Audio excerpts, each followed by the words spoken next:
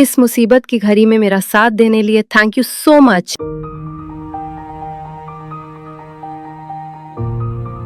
तुम यहाँ बैठी हो, मैं तुम्हें पूरे घर में ढूंढ रही हूँ। तुम भाई से बात कर रही हो, मेरी भी बात कराओ ना। हेलो भैया, तुम्हारी गौरी तुमसे बहुत नाराज है। तुमने खुशी को तो यहाँ भेज दिया लेकिन खुद अभी तक नहीं आए। लगता है कॉल कट गया। तो तेरी की इसकी तो बैटरी खत्म हो गई। गौरी, तुम मेरी वजह से अपने भाई से गुस्सा मत होना। मैं कुछ ही दिनों में अपने लिए नया ठिकाना ढूंढ यहाँ से चली जाऊंगी। रे ये कैसी बात है, भाई ने तुम्हारी जिम्मेदारी हमें सौंपी है, तुम कहीं नहीं जाओगी। लेकिन मैं तुम पर बोझ नहीं बनना चाहती। एक बहन भी भला कभी दूसरी बहन पे बोझ बनी है? अब बाहर चलो, अम्मा और बाबा तुम्हारा इंतजार कर रहे हैं। खुशी तो रजत से दूर हो गई थी, लेकिन रजत अभी तक खुशी से दूर नहीं हो पाया था। रजत के दिमाग में तो बस रोशनी की बताई हुई बातें ही घूम रही थी।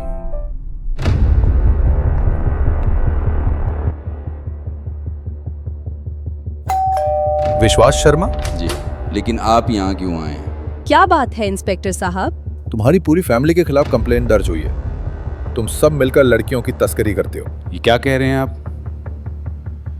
जरूर आपको कोई गलतफहमी हुई है। कोई गलतफहमी नहीं हुई है इंस्पेक्टर। इन्होंने पैसों के लालच में अपनी भतीजी का सौदा किया। अगर हमने बेचा है तो तुमने खरीदा भी तो है। इंस्पेक्टर, आप हमें गिरफ्तार कर रहे हैं तो इसे भी कीजिए। खरीदा नहीं है, शादी की है मैंने उससे। मेरी बीवी है वो, कोई बाजार में बिकने वाली गुड़िया नहीं। ये घर तुमने कुछ दिनों पहले ही खरीदा था ना? सोचो अगर इस पर बुलडोजर चल जाए तो कैसा लगेगा?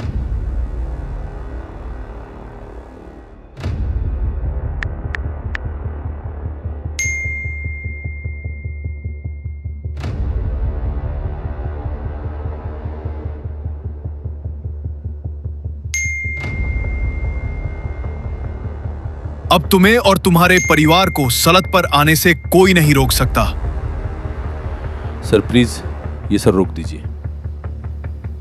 घर गया, नौकरी गई और अब इज्जत भी दांव पर लग गई है।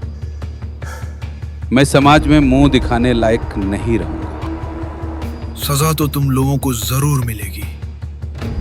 इंस्पेक्टर, आप जा सकते हैं। मेरी मदद करने के लिए थैंक यू सो मच। अगर तुम लोग अपनी बची हुई जिंदगी जेल में नहीं बिताना चाहते तो तुम्हें मेरे घर पर नौकर बनकर रहना होगा। रजत के गुस्से को देखकर ही उन्हें समझ आ गया था कि उनके पास कोई दूसरा रास्ता नहीं है। हमें मंजूर है।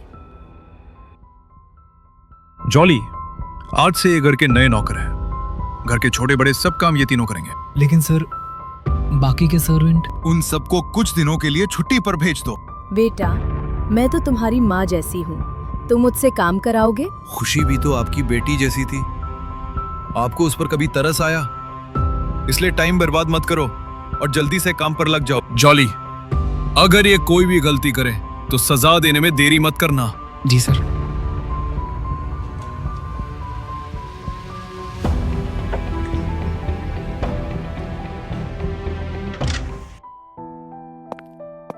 मैं तो गुस्से में कुछ भी बोलता हूं और करता हूं, लेकिन तुम तो समझदार थी। तुम्हें तो समझना चाहिए था ना। क्यों गई तुम मुझे छोड़कर?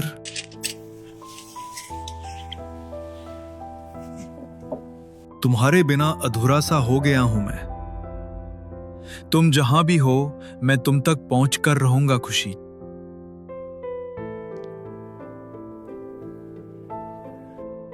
तुम लोग अभी तक कुछ ढूंढ क्यों नहीं पाए? सर, हम ऑलरेडी 3 बार जयपुर का चप्पा चप्पा छान चुके हैं, लेकिन खुशी मैडम कहीं नहीं मिली। जयपुर में नहीं तो जयपुर से बाहर ढूंढो, लेकिन खुशी को वापस मेरे पास लेकर आओ। आखिर खुशी कहाँ जा सकती है? सर, जब से खुशी दीदी गई है तब से आपने कुछ नहीं खाया है। थोड़ा सा कुछ खा लीजिए। वैसे छोटा मुंह बड़ी बात कह रहा हूँ, खुशी दीदी आपके लायक नहीं थी। क्या कहा तुमने? मेरी लाइफ में खुशी की क्या वैल्यू है ये कोई नहीं जान सकता। I am sorry.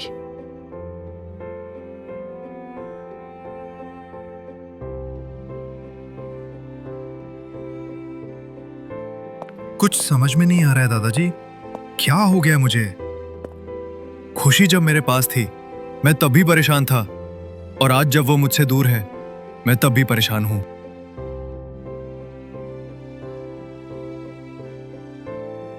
एक अजीब सी बेचैनी है मेरे भीतर। उसके बिना एक एक पल मुझे सालों जैसा लगने लगा है। इसका मतलब मैं खुशी से प्यार करने लगा हूं।